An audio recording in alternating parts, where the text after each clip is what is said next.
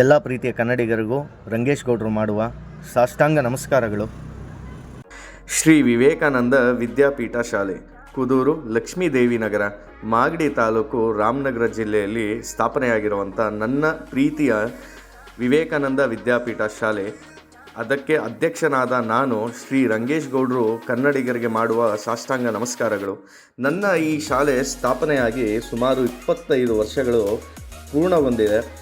ಹಾಗೆ ನನ್ನ ಪ್ರೀತಿಯ ಶ್ರೀ ವಿವೇಕಾನಂದ ವಿದ್ಯಾಪೀಠ ಶಾಲೆಯಲ್ಲಿ ಸುಮಾರು 160 ಮಕ್ಕಳುಗಳು ಇವತ್ತು ವಿದ್ಯಾಭ್ಯಾಸವನ್ನು ಪಡೀತಾ ಇದ್ದಾರೆ. ಹಾಗೆ ಮಕ್ಕಳಿಗೆ ವಿದ್ಯಾಭ್ಯಾಸದೊಂದಿಗೆ ತುಂಬ ಮುಖ್ಯವಾಗಿರುವಂಥದ್ದು ಕೂಡ ಒಂದು ಶಿಸ್ತು ಹಾಗೆ ನಮ್ಮ ಸಂಸ್ಕೃತಿಯ ಬಗ್ಗೆ ತಿಳುವಳಿಕೆ. ಹಾಗೆ ಇದನ್ನೆಲ್ಲ ಕೂಡ ನಮ್ಮ ಪ್ರೀತಿಯ ಶಿಕ್ಷಕರು ಹಾಗೂ ಪ್ರಾಂಶುಪಾಲರು ಇದನ್ನು ತುಂಬ ಅಚ್ಚುಕಟ್ಟಾಗಿ ಅವರ ಒಂದು ಕಾರ್ಯವನ್ನು ನಿರ್ವಹಿಸ್ತಾ ಇದ್ದಾರೆ.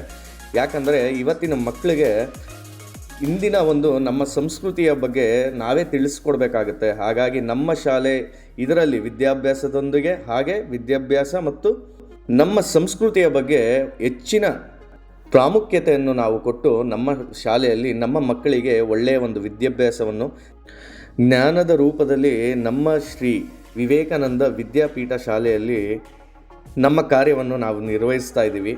ಹಾಗಾಗಿ ನಮ್ಮ ಸಾಂಸ್ಕೃತಿ ನಗರಗಳಿಗೂ ಕೂಡ ನಮ್ಮ ಮಕ್ಕಳನ್ನು ನಾವು ಭೇಟಿ ಕೊಟ್ಟು ನಮ್ಮ ಸಂಸ್ಕೃತಿ, ನಮ್ಮ ಹಿನ್ನೆಲೆಯ ಕೂಡ ಅವರಿಗೆ ವಿಚಾರವನ್ನು ತಿಳಿಸುವಂಥ ಒಂದು ಕೆಲಸ ಕೂಡ ಮಾಡ್ತಾಯಿದ್ದೀವಿ.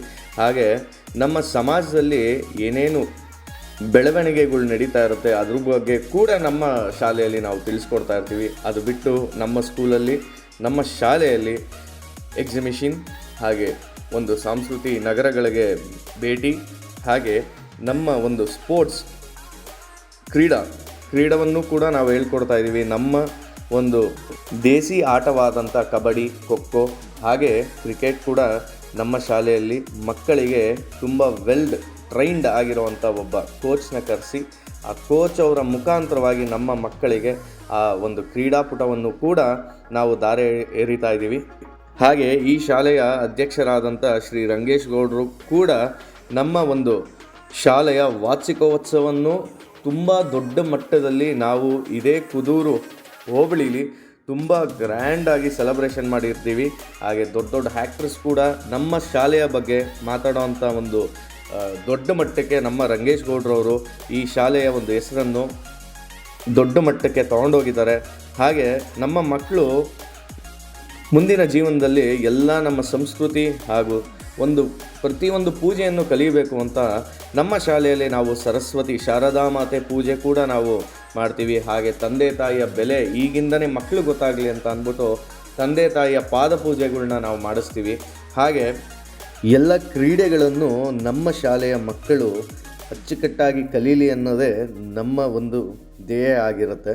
ಹಾಗೆ ಪೌರಾಣಿಕ ನಾಟಕಗಳಾಗಲಿ ಅದನ್ನೆಲ್ಲವನ್ನೂ ಕೂಡ ನಮ್ಮ ಮಕ್ಕಳು ಸ್ವತಃ ಅವರ ಕೈಯಲ್ಲೇ ನಾವು ಪಾತ್ರಗಳನ್ನ ಮಾಡಿಸಿ ಆ ಪಾತ್ರದ ಮಹತ್ವವನ್ನು ಮಕ್ಕಳು ತಿಳಿದುಕೊಳ್ಳಿ ಅನ್ನೋದೇ ನಮ್ಮ ದೇಹ.